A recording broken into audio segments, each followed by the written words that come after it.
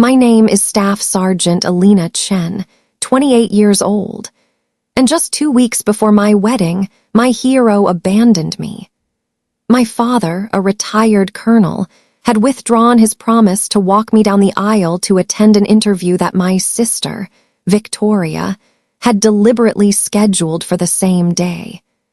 But what they didn't expect was that a soldier would courageously step up to take his place. And the look on my father's face when he had to confront that reality is a moment that will be etched in my memory forever. The mess hall at Joint Base Lewis McChord always had that familiar smell, a mixture of machine-brewed coffee, industrial cleaning supplies, and the faint metallic scent of military discipline. For most people, it was just the smell of work. But for me, it was the smell of stability. I was sitting on one of those hard plastic chairs, the late afternoon Washington sunlight streaming through the windows, creating hazy streaks of light, feeling a sense of peace I didn't know was possible. Outside, I could hear the C-17 transport planes taking off from the runway, a familiar sound like the breathing of the base. Inside the mess hall, it was quiet, just the murmur of a few pilots discussing flight plans. On the iPad resting on the table, I was scrolling through wedding flower images, white orchids and baby's breath, elegant and simple. Part of me, the part trained through years of service, found choosing wedding flowers somewhat frivolous. But another softer part was quietly excited. For the first time, I was planning for a future that didn't revolve around deployment schedules or training exercises. I was building a life with a good man. I was building a home. My phone buzzed on the table. It was a text from Ryan.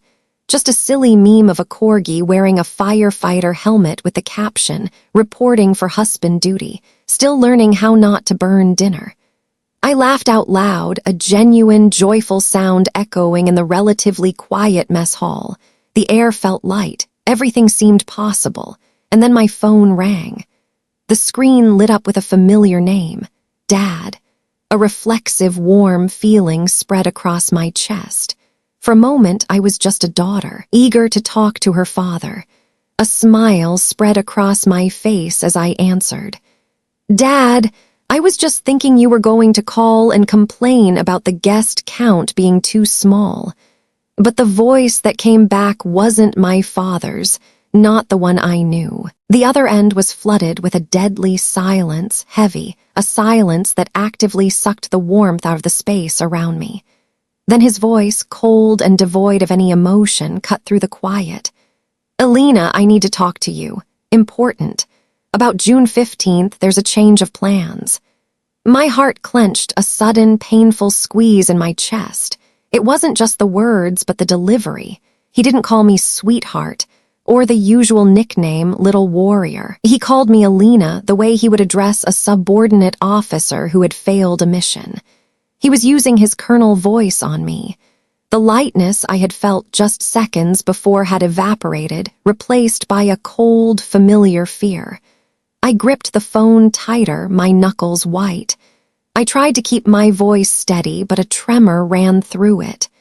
"Change of plans, sir. That's my wedding day." His response was as clear and distant as if he were reporting tactical situation from his desk.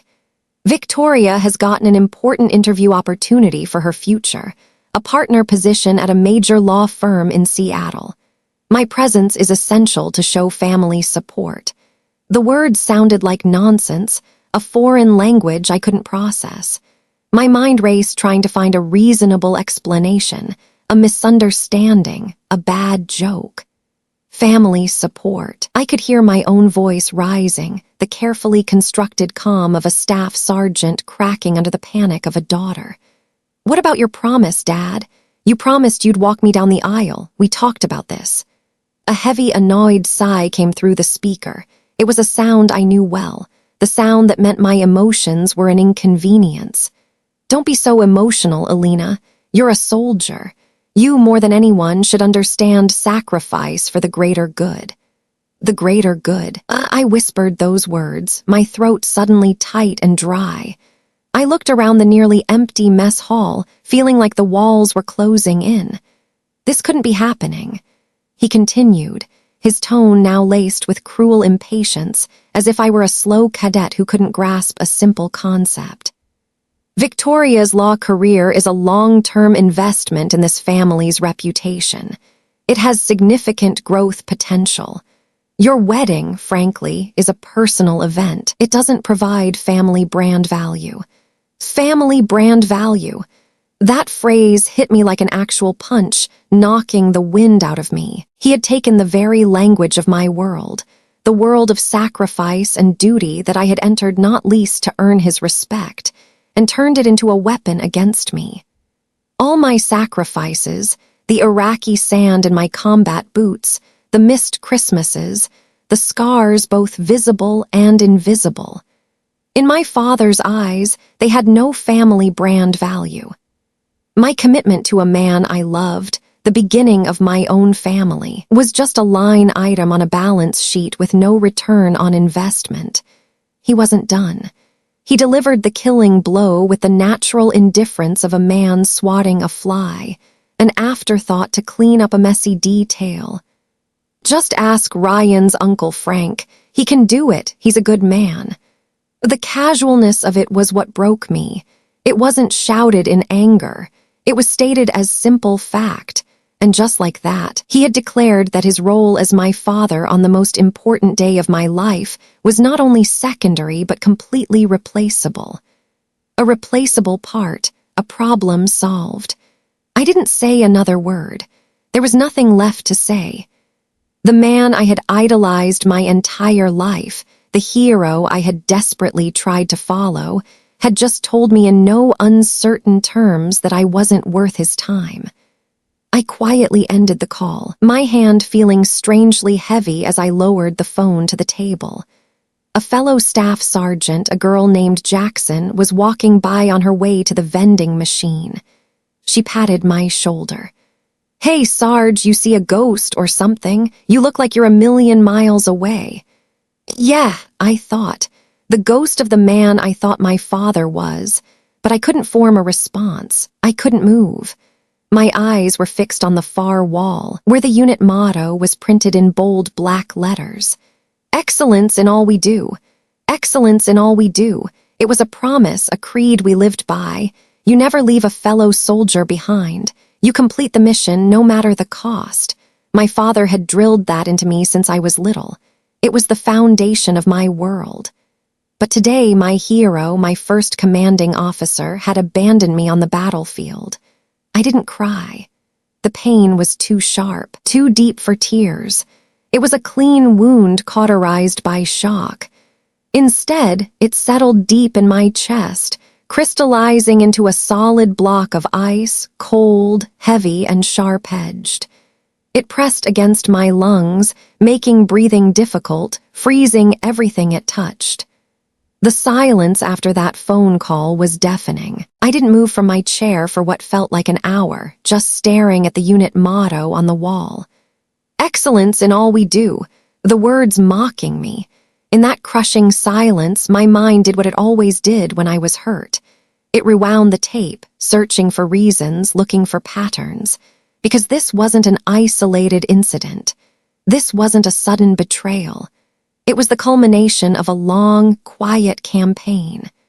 This was just the day the war broke into the open. My mind drifted back 10 years, the summer I turned 18, my high school graduation. I had just received a full rock scholarship to the University of Washington, an achievement I had worked hard for over 4 years. I was radiant in my cap and gown, holding my diploma, eyes scanning the bleachers for my father's face. He wasn't there. I had imagined a small ceremony, maybe a family dinner, something to mark this day. But when I got home, Dad and Victoria were sitting in the piano room, him listening to her practice for her end-of-year recital. Victoria, who had perfected the art of subtle harm, looked up with feigned surprise. "Oh, Alina, I totally forgot. Dad thought you were still at school." She didn't look sorry. She looked pleased. My father, always avoiding conflict, just gave a weak smile. "It's okay, we'll celebrate tomorrow, we'll make it up to you." But tomorrow never came. The next day, Victoria had a crisis with her college essay, and Dad had to drive her to Vancouver to tour UBC. The day after that, there was something else. My graduation disappeared, erased from the family calendar. That night, I sat alone in my bedroom and cried quietly into my pillow. My celebration dinner was a sandwich I made myself. As I ate that sandwich in the dark, I wished myself a happy graduation. That was my first real lesson.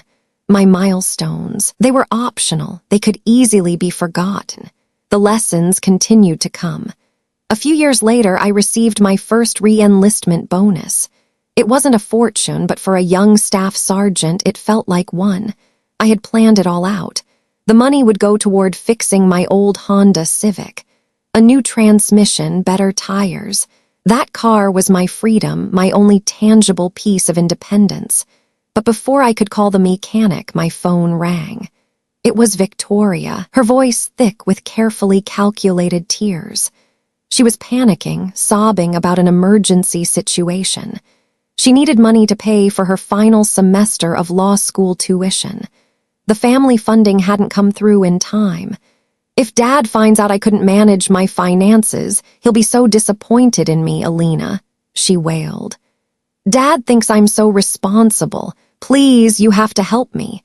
It was a perfect trap, and I walked straight into it. The thought of my father being disappointed was something I couldn't bear. So I did what a good daughter would do. I logged into my bank account and transferred the entire bonus to her, down to the last dollar. 2 weeks later, I was scrolling through Instagram, and there it was, a picture of Victoria smiling, posing with a brand new Louis Vuitton handbag. The caption read, "Treating myself after finishing my thesis. Girl boss energy, flexed sparkles." My blood ran cold. The hard work she was referring to was the hard work of manipulating her sister. I looked out the window at my rusting Honda Civic, the car that still made strange noises when starting, and I realized I wasn't her sister. I was her emotional ATM, a resource to be exploited whenever her desires exceeded her financial capabilities. The erosion of my identity continued, piece by painful piece. I remember a Lunar New Year when I managed to get leave. It was a rare thing. After a long flight, exhausted from Kuwait, all I wanted to do was sleep and eat Mom's rice cakes. I was jet-lagged, exhausted, and emotionally drained. At the family gathering, I was quiet, sitting in the corner just trying to absorb the feeling of being home. But Victoria saw an opportunity. I overheard her talking to the aunts and uncles in the kitchen, her voice dripping with fake concern. "Alina is different now," she said, sighing dramatically. "The military has made her too hard. She doesn't really care about family traditions anymore. She doesn't even know how to use chopsticks properly." Later, when I tried to explain that I was just tired, my father pulled me aside. He didn't defend me. He didn't understand. He just repeated her script. "You should try to participate more, Alina," he said gently. "Your sister is worried about you. She says you're losing touch with your culture." He had accepted her narrative. I was the cold, distant soldier, and Victoria was the warm, beating heart of the family, desperately trying to keep us connected to our roots. But the final cut, the deepest one, came on the day of my promotion to staff sergeant. It was a major milestone, the culmination of years of relentless effort. I stood on that parade ground, uniform pressed to perfection, back straight as a rod, and scanned the small crowd of families for my father's face. He wasn't there. I called home that night, my heart like a lead weight in my stomach. He answered, his voice distracted. "Sorry I couldn't make it, little warrior," he said. "Victoria had an important presentation for her master's thesis. I needed to be here to help her prepare." Then I heard Victoria's muffled voice in the background, a stage whisper. "Dad, just tell Alina that you're proud of her. That will make her feel better."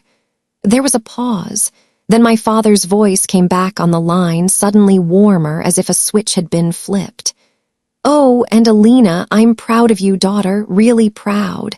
But the words were hollow. They meant nothing. They weren't his. They were a script handed to him by the person who had always been the director of our family play. I was just a supporting character, and my lines, my emotions, and even the praise I received were all written by someone else. As those cold memories from the past flooded back, a bitter thought settled deep in my heart. Was there ever a place where I didn't have to fight for a scrap of affection, where I didn't have to prove my worth? And then, like a flash of light in the darkness, my mind drifted away from the cold silence of Joint Base Lewis McChord, away from my childhood home, to a warm, bustling backyard in Puyallup, Washington. To the first time Ryan brought me home. I remember that day vividly. I was a nervous wreck. Meeting parents was always a high-risk mission.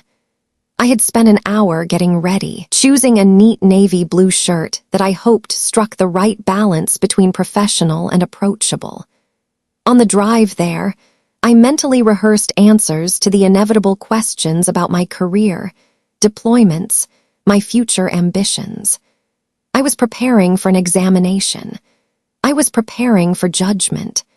But the moment Ryan's Ford F-150 turned into the driveway of their simple craftsman-style home, I knew my preparation was for entirely the wrong battle. I stepped out of the truck and was attacked by a wave of sensory information that immediately disarmed me. The Pacific Northwest air was thick with the rich smell of grilling salmon. The unmistakable sound of Celtic music drifted from a small Bluetooth speaker on the porch. And Ryan's father, Patrick, a cheerful man with a kind face and the characteristic firefighter mustache, was leaning over the back fence, laughing loudly with a neighbor about a fishing story. Before I could process it all, the screen door burst open and a woman rushed out, wiping her hands on a shamrock-patterned apron. This was Maggie, Ryan's mother. Her hands were still floury from the Irish soda bread she was making. She looked at me once, broke into a wide smile, and before I could extend my hand for a formal handshake, she pulled me into a warm, enveloping hug. "Blessed Mary, she's gorgeous," Maggie exclaimed, holding me tight. She held me at arm's length, beaming. "Ryan, why have you been hiding this angel from us? Get in here, sweetheart, before the Seattle drizzle starts again." I was speechless. No examination, no careful assessment, just acceptance. Immediate, unconditional acceptance. I followed her into the house, feeling like a soldier who had just staggered out of a war zone and stepped into a peaceful village. Later, I was sitting on the wooden porch swing in the backyard, a warm Irish coffee in my hands, the perfect blend of caffeine and Jameson, a Pacific Northwest flavor I had nearly forgotten. The gentle creaking of the swing was the only sound for a moment, a peaceful rhythm in the damp evening air. Maggie came and sat down beside me. I braced myself for the interrogation. Now it would come. The questions about my rank, service record, my combat experience. But she didn't ask about any of that. She just looked at me with genuine maternal concern in her eyes and asked the simplest question in the world. "Sweetheart," she said gently, "do you get enough sleep over there? You look tired, love." It was such a simple, basic question, a question about my comfort, my happiness, and it completely broke down my defenses. A hard lump formed in my throat, hot and tight. I had to blink to keep back tears. All my life, my own father had only ever asked about performance, PT scores, marksmanship proficiency, promotion potential. He evaluated me. No one in my family had ever, not once, asked if I was getting enough sleep, if I was okay. In that moment, sitting on that porch swing, I finally understood the fundamental difference between being seen as an asset and being seen as a human being. The evening continued with these small, quiet discoveries. A man emerged from the garage, moving with the quiet efficiency I recognized immediately. He was tall and broad-shouldered with the rough, calloused hands of a man who worked with wood. Ryan put his arm around me. "Alina, this is my Uncle Frank. He's former Navy SEAL." Frank just nodded once, briefly, but his eyes held a deep, quiet understanding. He looked at me not to judge my appearance or posture, but to recognize me. It was the look one service member gives another, a look of shared experience, of unspoken respect. He extended his hand and I took it. His handshake was firm, solid, like the cedar wood he probably worked with. "Welcome home, Staff Sergeant," he said, his voice a low, steady rumble. Just 4 words. But in those 4 words, he had given me everything my own father was in the process of taking away. He didn't call me Alina. He called me by my rank, acknowledging the sacrifice and work it represented. He called me Staff Sergeant and told me I had come home. Respect and belonging offered in a single, powerful sentence. This was the family that had embraced me. This was the foundation Ryan and I were building our life on. I thought back to the evening he proposed. We were out at Golden Gardens Park, the sun setting in brilliant streaks of orange and purple over Puget Sound. No grand gestures, no getting down on one knee. That wasn't Ryan's way. He just took my hand, a grip as steady and reassuring as his uncle's. "Alina," he said, his voice serious but kind. "I know you're a warrior and you don't need anyone to save you, but I want to be the person who guards your 6 when you're off duty. I want to be the place where you can finally stand down and just breathe. Will you marry me?" His promise wasn't about glory or duty or strategic value. It was about peace. It was about being allowed to rest. He was offering me something I had never had in my own family. He was offering me a home base, and I said yes without hesitating for a moment. That promise from Ryan, the safety I found with his family, that was the new home base I needed. For the first time in a long time, I felt safe enough to plan for the future. And I did. I threw myself into wedding planning. I chose the venue, a beautiful pavilion overlooking Puget Sound at Des Moines Marina. I sent out invitations. I officially announced the date, June 15th, to my family. And that's when the incoming fire began. My sister Victoria began her psychological campaign immediately. It started subtly, a series of phone calls like small needles dipped in poison delivered in a voice sweet as honey. The first call came a few days after she received the invitation. "Alina, sweetie, I just saw the venue on the website," she chirped. "The Marina Pavilion in Des Moines, it's so rustic, really cute. But do you think it has enough class for Dad's contacts? The generals, politicians Dad knows. I'm just worried about you. I want your day to be perfect." Each word was a carefully aimed dart designed to hit my deepest insecurities. She knew I felt the class difference between her polished, professional world and mine. A few days later, another needle. "Did you send invitations to the Sullivan family?" she asked, her voice radiating fake concern. "I just hope they don't feel out of place, amongst our family's circle. They seem like such down-to-earth people." I tried to brush it off, telling myself she didn't mean it that way, but the poison was working. She was making me doubt my choices, making me feel small. She was framing my happiness as a potential source of embarrassment for the family. Then came the main attack. She called me a week later, her voice breathless with fake excitement. "Oh my God, Alina, you're not going to believe this. You know how hard I've been working to break into corporate law. Well, a major law firm in Seattle, like a huge deal, has invited me to an exclusive partner track interview at the Seattle Legal Summit. This is it, Alina. This is my chance to change my entire life." She was a skilled liar. The Seattle Legal Summit was a real event, a major legal conference in the Pacific Northwest. By attaching her fictional interview to an actual, credible event, she had given her lie an immediate cloak of credibility. She had built the perfect trap. That's great, Victoria, I said, a knot of suspicion tightening in my stomach. I was waiting for the other shoe to drop, and it did. There's just one tiny problem, she said, her voice dropping to a conspiratorial whisper. It's on June 15th. I'm devastated. I've been crying all morning. But this is the kind of opportunity that only comes once. I know you'll understand. You know, for the family. There it was, that magic phrase. For the family. She had cleverly twisted her selfish ambition into a noble sacrifice, and in doing so, she was backing me into a corner. If I objected, I was the selfish one. I was the one who didn't think about family. I tried to push back, my voice trembling with rage I could barely contain. Victoria, you can't be serious. You can't ask me to agree to this. And that's when the mask of the supportive sister fell away. Her voice became cold, sharp, and utterly contemptuous. That was her real voice. Listen to me, little sister, she said, the words like shards of ice. Your wedding is a party. It lasts a few hours. My career is a lifetime. You're marrying a firefighter. He's a nice guy, I'm sure. But let's be realistic.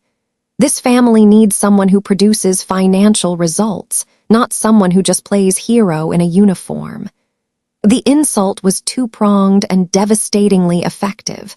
She wasn't just dismissing Ryan and his profession, the profession of a man who saves people's lives with his own hands. She had reduced my years of service, my sacrifices, my entire identity to a meaningless parade, a cheap spectacle.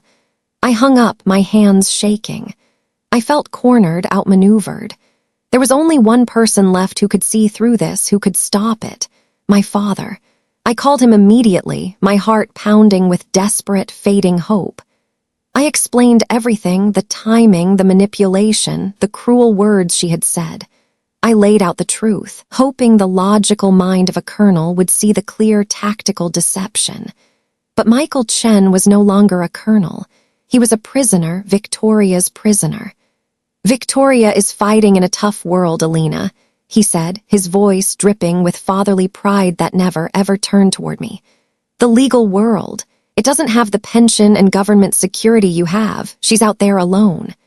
Dad, I'm alone too, I pleaded, my voice cracking. I need you. You promised me. His next words were the ones that finally broke me. He used my very strength as a weapon against me, turning my independence into justification for his abandonment. You're strong, Alina. You can handle this. You've always been able to take care of yourself. Your sister, she needs me right now. And I finally understood my position in his world. In his eyes, I was a fortress, self-sufficient and battle-hardened, needing no support. Victoria was a vulnerable outpost, a forward operating base requiring constant reinforcement. He was deploying all resources to protect her while leaving his other command to defend itself. Because in his mind, the strong don't need a father. They just need to be strong for everyone else. Hanging up with my father, I felt a familiar coldness seeping back into my bones, the residue of defeat. But this time, it was different. It wasn't just sadness. It was the sharp, clean burn of anger. A cold, hard anger that clarified everything. And then, as if on cue, my phone buzzed. It was an email. The sender was Victoria. The subject line read, "Important family update." She had CC'd the entire extended Chen family. Every aunt, uncle, distant cousin was on the list. My heart hammered against my ribs as I opened it. The text was written in her signature bubbly, sickeningly sweet style. Dearest family, it began. I am over the moon to share amazing news about a career opportunity that has come my way on June 15th. Unfortunately, as fate would have it, this incredible event conflicts with Alina's wedding. I am heartbroken to miss my little sister's big day. But as everyone knows, sometimes we must make difficult choices for the future of the family. Sending all my love. It wasn't an announcement. It was a victory lap, a calculated act of public humiliation. With a single email, she had painted herself as the martyr, the one making a noble sacrifice, while simultaneously branding me as the selfish child whose minor personal event was getting in the way of the family's prosperity. She had seized control of the narrative, and in her story, I was the villain. That was it. The final straw, the point of no return. I didn't scream. I didn't throw my phone. I simply stood up, my movement stiff and robotic, and walked out of the mess hall. The air outside was thick and heavy with the promise of a Pacific Northwest storm, but I felt like I was the one about to break. I almost ran to my Honda Civic in the parking lot, fumbling with my keys, my hands shaking. I threw myself into the driver's seat and slammed the door, the sound echoing in the sudden, confining silence. I couldn't breathe. My chest felt tight, constricted, as if a physical weight was pressing down on me. I needed a distraction, something, anything to stop my mind from spinning out of control. My hand moved automatically, grabbing my phone, my thumb jabbing the YouTube app. The algorithm, in its infinite and strange wisdom, offered up a video at the top of my feed. The thumbnail was a man in a decorated military uniform. The title read, University of Washington 2019 Commencement Address. Admiral William H. McRaven. On instinct, I pressed play. Admiral McRaven's voice, steady and forged from decades of command, filled the small cabin of my Honda. Life is not fair, he was saying. It is the great equalizer. If you want to change the world, don't be afraid of the circuses. I listened half distracted until one phrase cut through the noise in my head. You cannot paddle the boat alone, he said, his voice ringing with authority. Find someone to help you paddle. My eyes snapped into focus.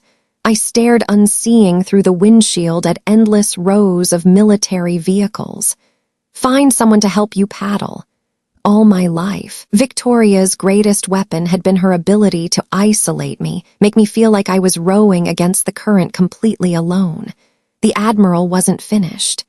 If you want to change the world, he declared, don't ever ring the bell, don't give up, don't quit.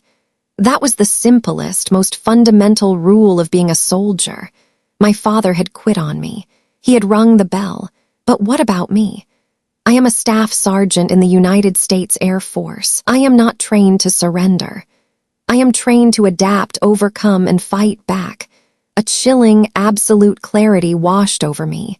The anger that had been a chaotic storm in my chest suddenly coalesced into a single, sharp point of purpose. This was no longer a family dispute. This was a tactical problem. This was an operation. My hand, no longer shaking, moved with precision. I picked up my phone. I didn't call my father. I didn't call Victoria. I called Ryan. He answered on the first ring. Hey, you, he said, his voice warm and steady. My love, I replied, and my own voice was so calm it scared me. You need to assemble the unit tonight at your parents' house. We're having a strategy meeting. There was no hesitation on his end, just simple, I'm on it, see you soon. I was no longer a heartbroken bride. I was a commander planning a counteroffensive.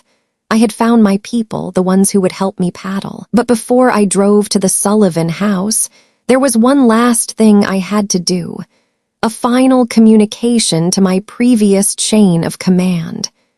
I took a deep breath, found my father's number, and pressed call. This time, there was no pleading in my voice, no hurt, just steel. Dad, I said when he answered, my tone formal and precise. I'm calling to inform you, not ask permission.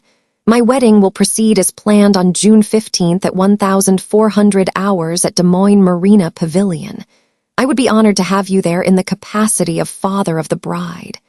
I paused, letting the words hang in the air. However, if you have a conflicting mission, I understand completely. I have arranged a contingency. I let the word contingency land, turning the replacement he had casually suggested into my own strategic choice, my backup plan. I finished the call. I trust you'll make the right decision, Colonel. I hung up, leaving him in the silence of his own making. That was the moment I stopped being his soldier and started being my own commander. I put the Honda in drive and headed toward Puyallup. The quiet hum of the engine, a steady companion to the newfound purpose running through my veins. The planning phase was over. Time to assemble the troops.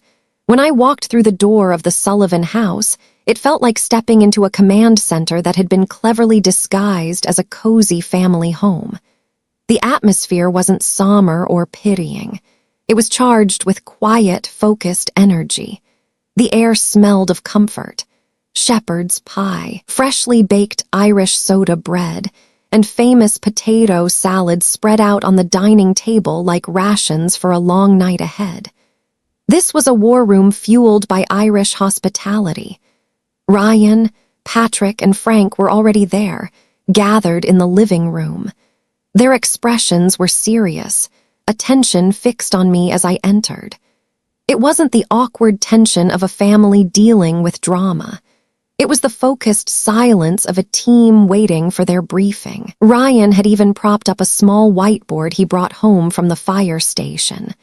I took my place in front of it, feeling more like a staff sergeant than I had all day.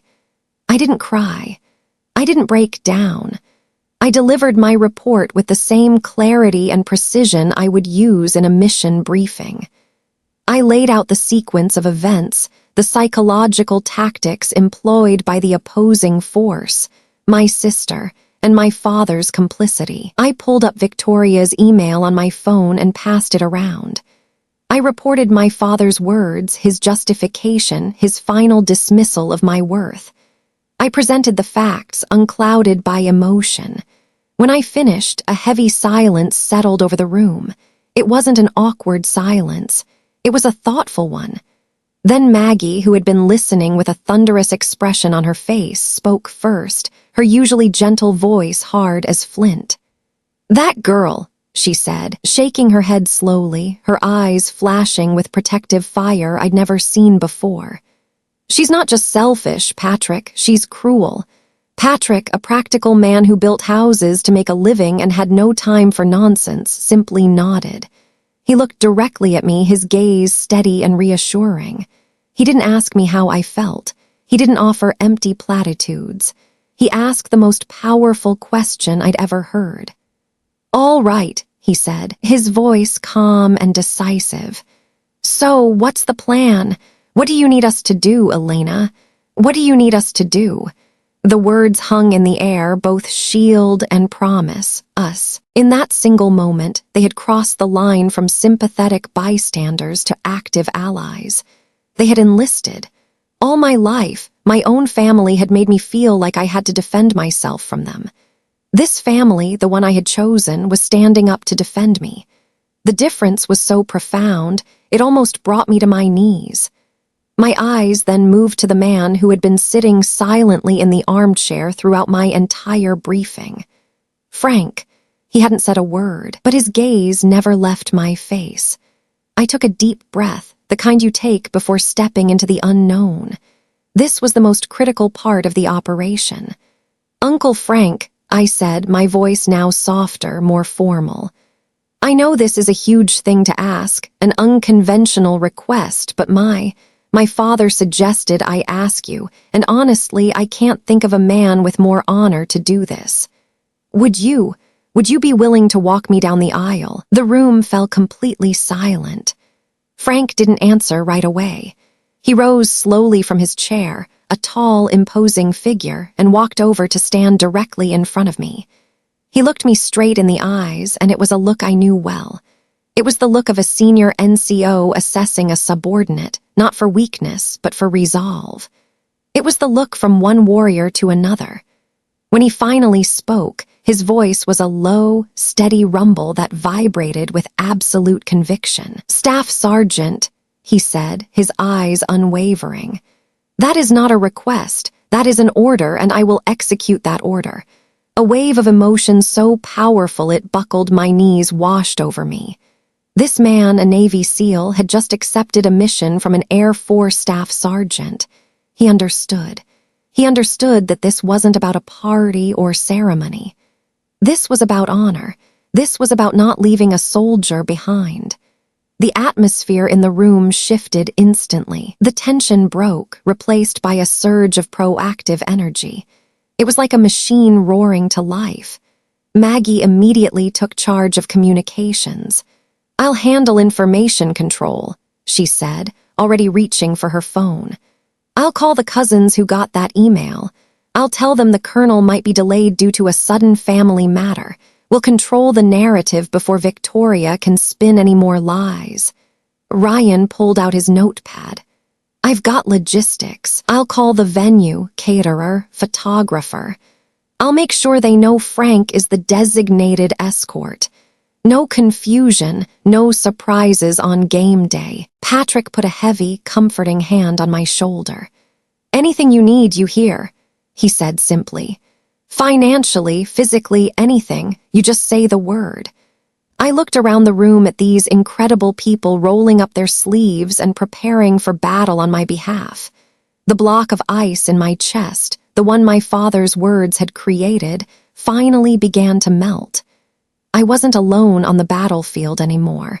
I wasn't an isolated fortress. I was a commander with my unit, and we were ready. The morning of June 15th dawned bright and clear, the kind of perfect Pacific Northwest day that Washington saves for its most important occasions. I was sitting in a chair in the bridal suite at Des Moines Marina Pavilion, a whirlwind of hairspray and makeup brushes swirling around me. I felt strangely calm, the way a soldier does in the quiet moments before an operation begins. My phone lying on the vanity buzzed twice. 2 messages from 2 different worlds. The first was from my father. "Good luck today. Duty accomplished. Save me some cake." I stared at the words. It wasn't a blessing. It was a directive. Clinical, detached, as if I were a subordinate on a routine training exercise. Duty accomplished. It was a demand for a debrief on a day that was supposed to be about love, not logistics. Then the second message came through. It was from Frank. "Bravo unit en route to Rally Point Bride's room, ready to escort CO over the line." A genuine smile touched my lips for the first time that morning. His message was filled with the gallows humor soldier's love, but beneath it was profound respect. He called me his commanding officer. In that moment, the difference between the man who gave me life and the man giving me his loyalty had never been clearer. A few minutes later, there was a soft knock on the door.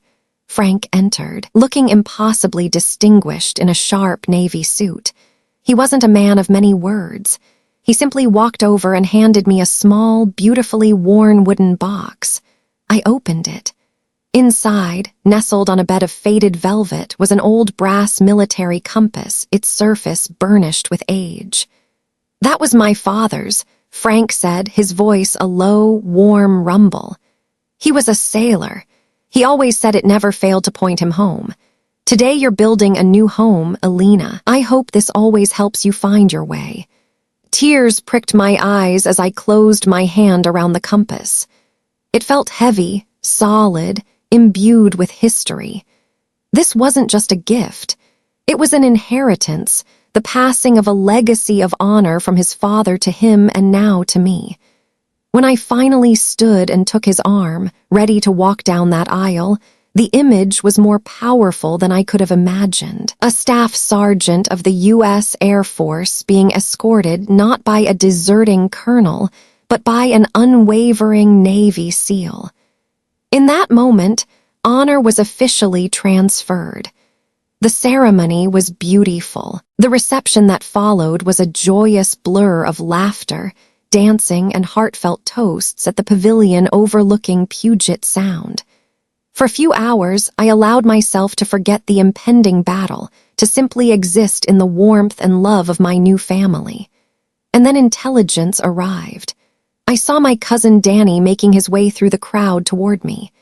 Danny was my uncle's son, a sharp guy who worked in tech marketing. He looked flustered, his eyes wide. "Alina, I need to talk to you privately." He pulled me aside near the waterfront railing and showed me his phone. "I had a work event in Seattle today," he said, his voice low and urgent. On the way home, I got curious. I checked LinkedIn and legal news sites. He took a deep breath. Alina, there is no corporate interview, no law firm partnership opportunity. Victoria's LinkedIn shows she was at home all weekend. I also checked the Seattle Legal Summit website. It's next month, not today. My blood ran cold. It was the confirmation I needed, but it still felt like a punch to the gut. And that's not all, Danny said, his thumb swiping across the screen. Look at this. He showed me a text exchange from 2 months ago, a conversation he'd had with Victoria. Her message glowing on the screen was undeniable proof of malice. It read, "Just wait. I'm about to teach little Miss Top Gun a lesson about who really matters to Dad." I had my proof, the smoking gun. My resolve hardened into something unbreakable. The final act began an hour later. Colonel Michael Chen finally made his grand entrance, striding into the reception like he was the guest of honor, a perfectly wrapped gift tucked under his arm. He scanned the room, a politician working the crowd until his eyes landed on me. He saw me standing next to Frank, laughing at something he had said. The smile on my father's face vanished, replaced by a thunderous scowl. He marched over to us, his posture radiating indignation. He ignored me completely and aimed his fury directly at Frank. "Who gave you the authority to do this?" He hissed, his voice low and menacing. This was the moment. I stepped forward, positioning myself between them. "I did," I said, my voice cold and clear as ice. Armed with Danny's intelligence, I didn't yell. I didn't cry. I simply presented the facts, laying out Victoria's entire pathetic, cruel deception for him to hear. "That's a lie," he sputtered, his face turning blotchy red. "Victoria wouldn't." He cut himself off, turning his rage back to the easier target. He pointed a trembling finger at Frank. "You had no right. She is my daughter." The music had faded. The crowd had gone quiet. Everyone was watching. Frank stood his ground, his back straight, his gaze locked onto my father. When he spoke, his voice wasn't loud, but it carried across the silent pavilion with the authority of a battlefield command. "With all due respect, Colonel," Frank began, his words deliberate and devastating. "Being a father is like being a commanding officer. The primary duty is to be there for your troops, to have their back no matter what." He paused, letting the weight of his words sink in. "Alina was your most important soldier today, Colonel, and at the most critical moment of her life, you went AWOL." The words soldier and AWOL struck my father with the force of a physical blow. They were his language, his code, his entire world now turned against him. The anger drained from his face, replaced by a wave of raw, naked shame. A legend of the Air Force had just been publicly and dishonorably discharged from his duty as a father, and there was nothing left for him to do but retreat. After Frank's words fell like judgment in the sudden silence of the pavilion, my father, Colonel Michael Chen, simply froze. For a few long, agonizing seconds he stood there, a statue of crumbling pride. His eyes darted around the room, not looking at anyone, least of all me. He looked like a man searching for an escape route from a battlefield he had just lost decisively. I have to go," he mumbled to no one in particular. Then he turned and walked. No, fled from the reception. He didn't say goodbye. He didn't make an excuse. He just left. A swift, graceless retreat. The beautifully wrapped gift he had brought sat abandoned on a table near the door, a monument to his failed mission. His exit wasn't the dignified departure of a colonel. It was the shameful flight of a caught deserter. A collective breath was released in the room. The silence was broken by the gentle scrape of a chair. It was Maggie. She walked over to me, her face a mixture of fierce pride and deep compassion, and wrapped her arms around me in a tight hug. "You did the right thing, sweetheart," she whispered into my hair. "You did the right thing." And as the band softly started playing again, I knew she was right. But the victory felt strangely heavy. Part 7, The Journey of Reconciliation. Ryan and I spent our honeymoon in a small, secluded cabin nestled deep in the Olympic National Forest just outside Port Angeles. The world there was quiet, painted in 1,000 shades of green. We spent days hiking along winding trails, the air crisp and clean in our lungs. The only sounds were the rustle of leaves and the distant call of eagles. For the first time in months, the permanent tension in my shoulders began to ease. I had turned my phone off the moment we arrived, severing the connection to the old world and its toxic wars. I needed the silence. One evening, we sat in front of a crackling fire in the stone fireplace, the warmth pushing back the cool mountain night. Ryan was quiet for a long time, just watching the flames dance. Then he turned to me, his expression gentle. "Do you regret it?" he asked softly. "Any of it." I thought about it for a long moment, watching the embers glow. "I don't regret telling the truth," I finally said, my voice barely above a whisper. "I don't regret standing up for myself, for us." I looked at him, needing him to understand the complex weight on my soul. "I'm just sad.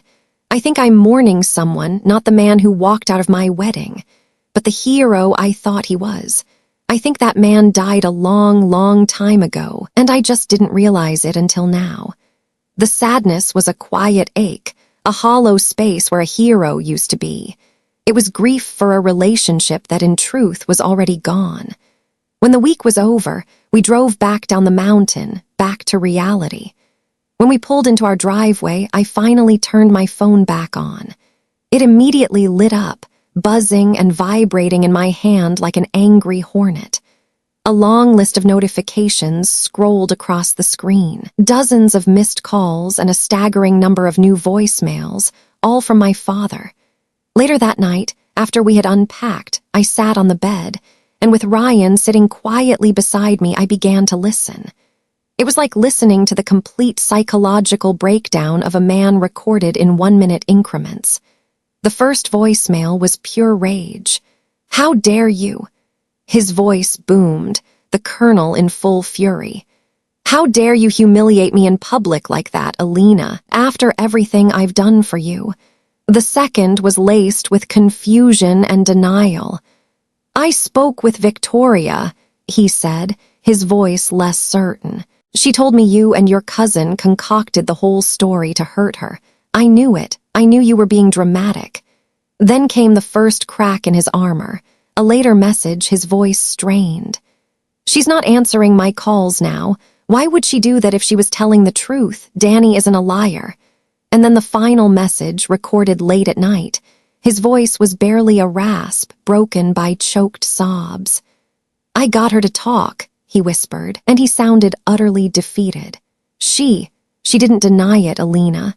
She laughed. She said you had it coming." He paused, and I could hear him take a ragged breath. "My God, what have I done? I took an oath to my country, to my men. I never left anyone behind, but I left you." His voice cracked completely.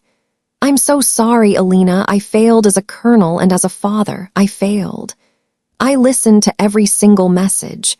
My face was a blank mask. The validation I had craved for years was finally here in these pathetic, broken recordings. But it brought no joy, only a profound, weary sadness. I didn't reply that night. The next morning, Ryan and I talked it through.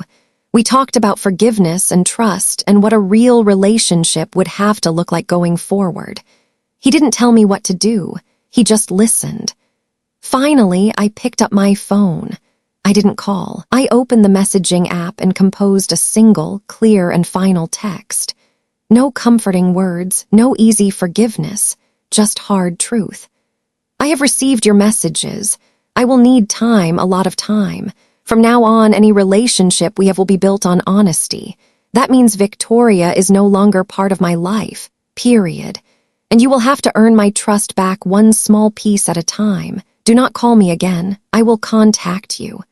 I hit send. The line had been drawn, not in sand, but in solid steel.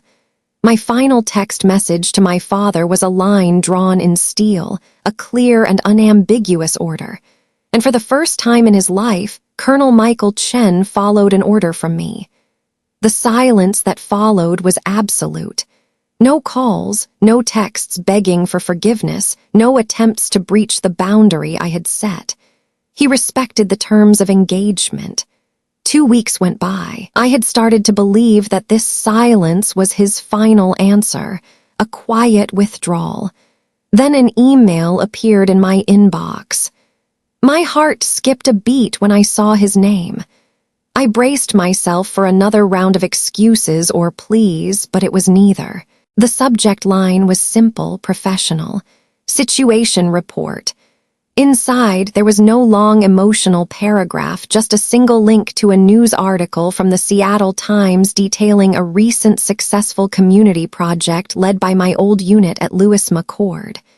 Below the link was a single sentence. "Read this and thought of you. Proud of you." That was it. It wasn't an apology. It wasn't a request. It was just a report. A small, quiet act of acknowledgement sent from a distance, demanding nothing in return. I didn't reply, but I didn't delete the email either. I moved it to a new folder I created, a folder I simply named Dad. Months passed. The silence resumed, broken only by a handful of similar emails, a link to an article about new military technology, a short note about a veterans parade, small, respectful dispatches from across the border I had drawn. Then one afternoon, I got a text from Jackson, one of the guys from my unit. She had been flying out of Seattle-Tacoma International Airport on her way home for leave.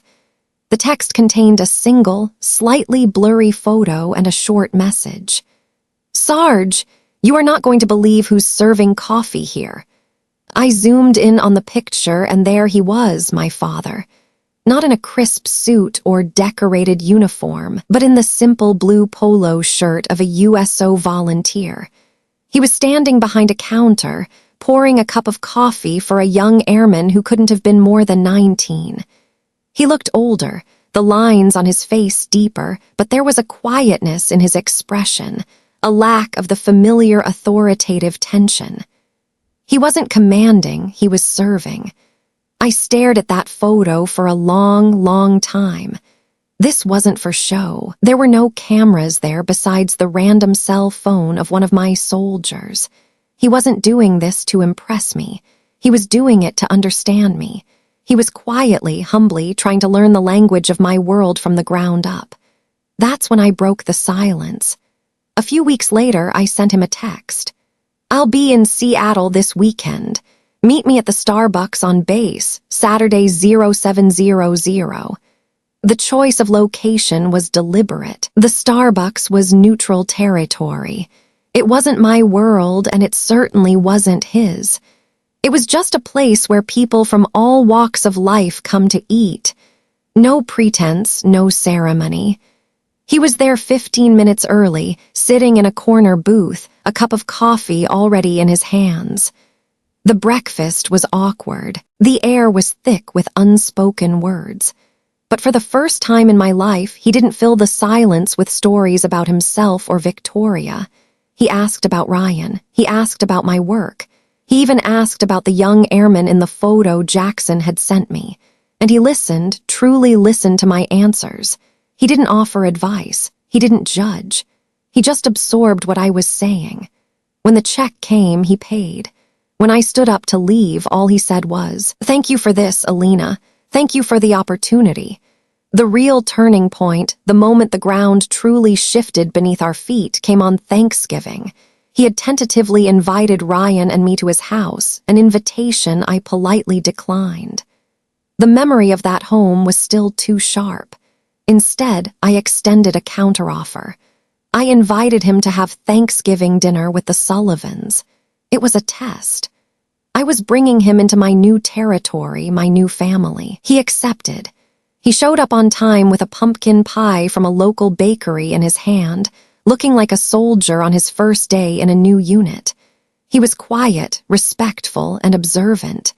He watched the easy way Patrick and Frank moved around the kitchen. The way Maggie hugged everyone who walked through the door. After dinner, when all of us sat in the living room, full and content, He did something I never would have predicted. He stood up, holding his half-empty glass of apple cider. The room fell quiet. "I'd just like to say something," he began, his voice thick with emotion I couldn't identify. He didn't look at me. He looked directly at Frank. "I want to thank Frank," he said, his voice trembling slightly, "for doing what a Navy SEAL always does, for completing the mission." He finally turned his gaze to me, his eyes shining with unshed tears. He completed the mission I abandoned. He was a better father to my daughter on her wedding day than I was. He raised his glass to Frank. The admission, made publicly in front of the family that had taken me in, was the greatest act of surrender I had ever witnessed. It was a full, unconditional apology, not in words, but in a public act of humility and honor. It was the beginning of a long, slow reconstruction. 1 year later, the scene was the backyard of the small house Ryan and I bought on a quiet, tree-lined street in a suburb just outside Tacoma. The air was warm, thick with the scent of freshly cut grass and sizzling burgers on the grill. The sound of laughter mixed with classic rock playing softly from a portable speaker. We were hosting a barbecue for our first wedding anniversary. It was a perfect day. The Sullivan family was here in full force. Frank was showing my cousin Danny a tricky woodworking joint on the new deck Ryan had just finished. Maggie was deep in conversation with one of the neighbors. And over by the grill, a sight I never would have thought possible a year ago. My father, Michael Chen, stood shoulder to shoulder with Patrick Sullivan.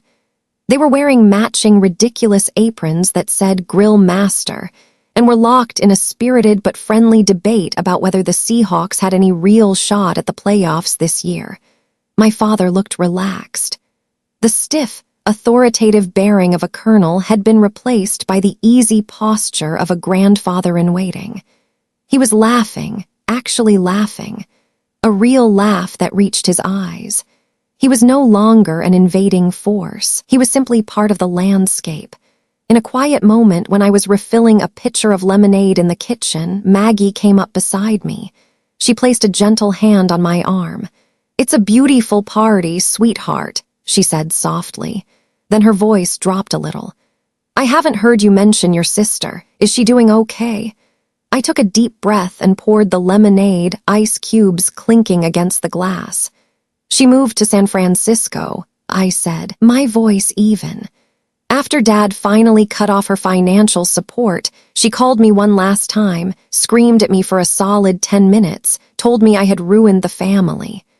I looked out the window at the happy scene in the backyard, at this beautiful, chaotic, loving group of people. I shrugged, a small, simple movement of acceptance. "You know," I said, turning back to Maggie. "Maybe she was right. I did ruin that family, the old, toxic, broken one." A small smile touched my lips. So a new one, a healthier one, could be built in its place. There was no anger in my voice anymore, no bitterness, just quiet acknowledgement of the truth. Some wounds don't fully heal. They just become scars you learn to live with. And some relationships are better left in the past, like scorched earth you choose not to rebuild on.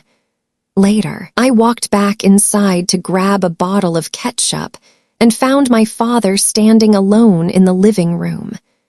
He was looking at the gallery wall where we hung our wedding photos. His eyes were fixed on one picture in particular. The exact moment Frank placed my hand in Ryan's at the altar. He didn't say anything, but I could see the profound and complicated sadness in his gaze. Grief for the moment he had forfeited, the moment he could never get back. I walked up quietly and placed a hand on his shoulder. He flinched slightly, then relaxed into the touch. "It's okay, Dad," I said softly. Everyone was exactly where they were supposed to be that day. He just nodded, unable to speak. I reached into the pocket of my jeans and pulled out the small, heavy brass compass Frank had given me. I held it in the palm of my hand. "He told me this would always point the way home," I said, closing my fingers around it. I looked up and met his eyes. And it did. I found it. His eyes welled up, and for the first time he didn't try to hide it. He just gave me a shaky, grateful smile. When dusk settled, all of us gathered around the fire pit Ryan had built in the center of the yard. Kids were gleefully roasting marshmallows for s'mores, their faces lit by the warm, flickering glow. I was leaning against Ryan, his arm wrapped securely around me, my head resting on his shoulder. It was a moment of perfect peace.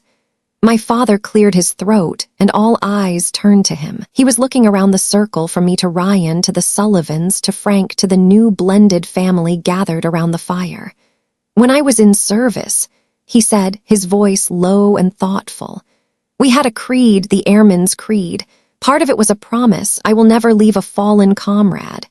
He stared into the flames, the fire reflecting in his glasses. I broke that oath as a father. I left my comrade behind. He took a deep breath, the confession hanging in the cool night air. But I'm learning to live by a new oath now, he said, finally looking up at me, his gaze steady and clear. The oath to just be present, to show up. I looked at him, this man who was no longer my hero, but something more real, more fragile, and perhaps more valuable. A father who was trying. I looked at Ryan, my rock and home front. I looked at Frank, the quiet embodiment of honor, at the Sullivans who taught me the meaning of unconditional love. I, Staff Sergeant Alina Chen of the United States Air Force, had finally found my unit. And this unit would never be broken. Thank you for following my journey to this new home front. It took a long time, but I learned that family isn't just about blood. It's about the people who show up and choose to fight alongside you. It's the unit you build yourself. I'd be honored to hear who's in your unit. In the comments, tell me about one person who's been your rock, your chosen family. If this story of rebuilding honor resonated with you, please like this video and subscribe. We have many more journeys like this to share. Until next time, take care of your unit.